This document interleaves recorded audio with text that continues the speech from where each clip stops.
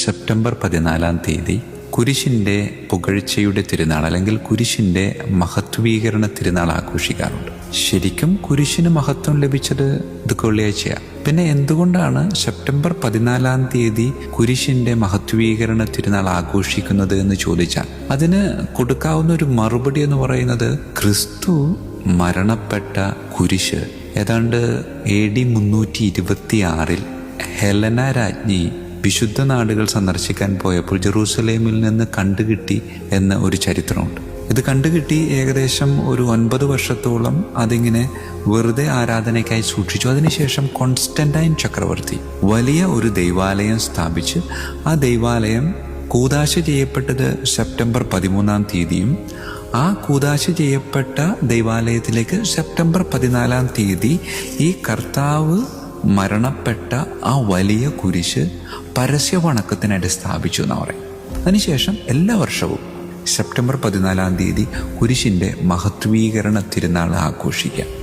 പ്രിയമുള്ളവരെ, കുരിശിൻ്റെ മഹത്വീകരണ തിരുനാൾ ആഘോഷിക്കുമ്പോൾ ഈശോ ദുഃഖവെള്ളിയാഴ്ച ബന്ധനസ്ഥനായ സമയം എന്ന് പറയുന്നത് വെളുപ്പിന് 3 മണിക്കാണ്. യൂദാസ് ചുംബനത്തിൻ്റെ പെരുനൊമ്പരം നൽകി യേശുവിനെ ഒറ്റിക്കൊടുത്തത്.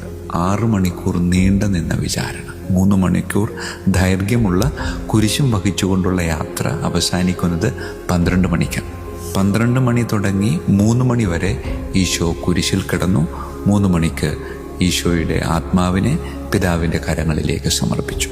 നീണ്ട 3 മണിക്കൂർ അവൻ ഈ കുരിശും വഹിച്ചുകൊണ്ട് യാത്ര നടത്തി. അതിനുശേഷം ഗാഗുൽത്ത മലയിലെത്തിയപ്പോൾ ഈ കുരിശ് നമുക്ക് ചിന്തിക്കാമല്ലോ, ഈ കുരിശ് ഈശോയോട് പറഞ്ഞിട്ടുണ്ടാകും, ഈശോയെ 3 മണിക്കൂർ നീ എന്നെ വഹിച്ചു, ഞാൻ ഒട്ടും ബുദ്ധിമുട്ടുമില്ലാതെ ഈ മല മുഴുവനും കയറി വന്നു. ഒരു കുഞ്ഞിനെ എടുത്തുകൊണ്ട് പോകുന്നത് പോലെ മലയുടെ മുകളിലേക്ക് കയറാൻ സാധിച്ചു. നീ എനിക്ക് വേണ്ടി 3 മണിക്കൂർ എന്നെ എടുത്തതുപോലെ അടുത്ത 3 മണിക്കൂർ ഞാൻ നിന്നെ എടുക്കട്ടെ. അങ്ങനെ പിന്നത്തെ 3 മണിക്കൂർ 12 മണി മുതൽ 3 മണി വരെ കുരിശ് ഈശോയെ എടുത്തു. കുരിശ് ഈശോയെ എടുത്തപ്പോൾ ആ കുരിശിന് മാറ്റം വന്നു എന്ന് പറയും. വെറും 3 മണിക്കൂർ കൊണ്ട് ശിക്ഷയുടെ മരണത്തിൻ്റെ പ്രതീകമായ കുരിശ് രക്ഷയുടെ ഉത്ഥാനത്തിൻ്റെ പ്രതീകമായിട്ട് മാറാം. അതുകൊണ്ട് ഈ കുരിശിൻ്റെ പുകഴ്ചയുടെ തിരുനാൾ ആഘോഷിക്കുമ്പോൾ നാം നമ്മോട് തന്നെ ചോദിക്കേണ്ട ഒരു കാര്യം, വെറും 3 മണിക്കൂർ മാത്രം കുരിശ് ഈശോയെ വഹിച്ചപ്പോൾ കുരിശ് അടിമുടി മാറി എന്ന് പറയും.